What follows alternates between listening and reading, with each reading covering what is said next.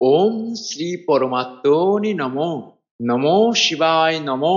শ্রী শৌনকের সাধন বিষয়ক প্রশ্নের উত্তরে শ্রী সুত কীর্তক শিবপুরাণের উৎকৃষ্ট মহিমা বর্ণনা।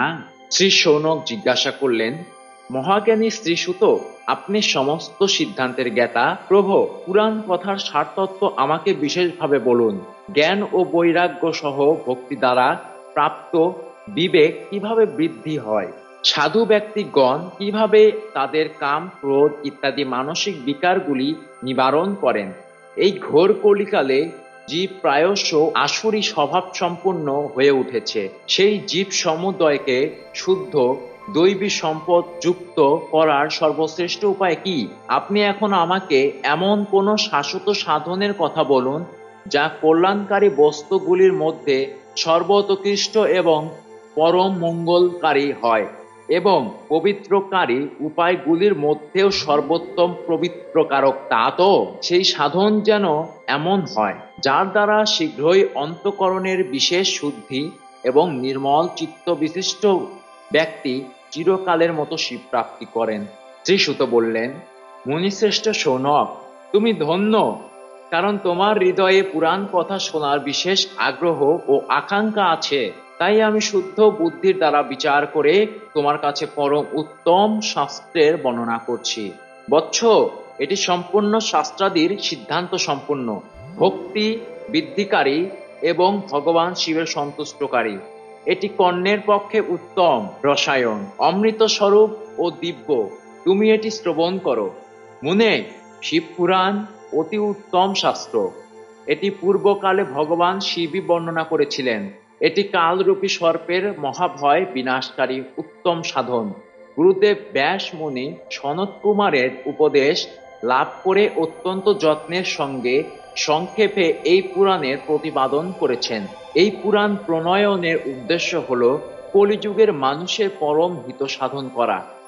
শিবপুরাণ এক পরম উত্তম শাস্ত্র। এই পৃথিবীতে এটিকে ভগবান শিবের বঙ্গয় স্বরূপ বলে বুঝতে হবে। এটি সর্বপ্রকারে অনুধাবন করা উচিত। এর গঠন ও শ্রবণ সর্বসাধন রূপ। এর দ্বারা শিব ভক্তি লাভ করে মানুষ শ্রেষ্ঠতম স্থান লাভ করে এবং শীঘ্রই শিবপদ প্রাপ্ত হয়। তাই মানুষ যত্নপূর্বক এই পুরাণ পাঠ করার ইচ্ছা রাখে অথবা এর অধ্যয়নকে অভীষ্ট সাধন বলে মনে করে। তদ্নুরূপ এটির শ্রদ্ধাপূর্বক শ্রবণও সম্পূর্ণ মনোবাঞ্ছিত ফল প্রদানকারী।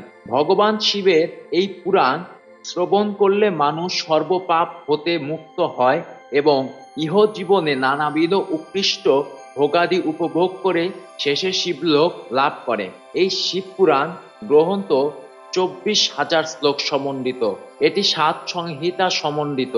ভক্তি, জ্ঞান ও বৈরাগ্য সম্পন্ন হয়ে অত্যন্ত শ্রদ্ধার সঙ্গে মানুষের এটি শ্রবণ করা উচিত।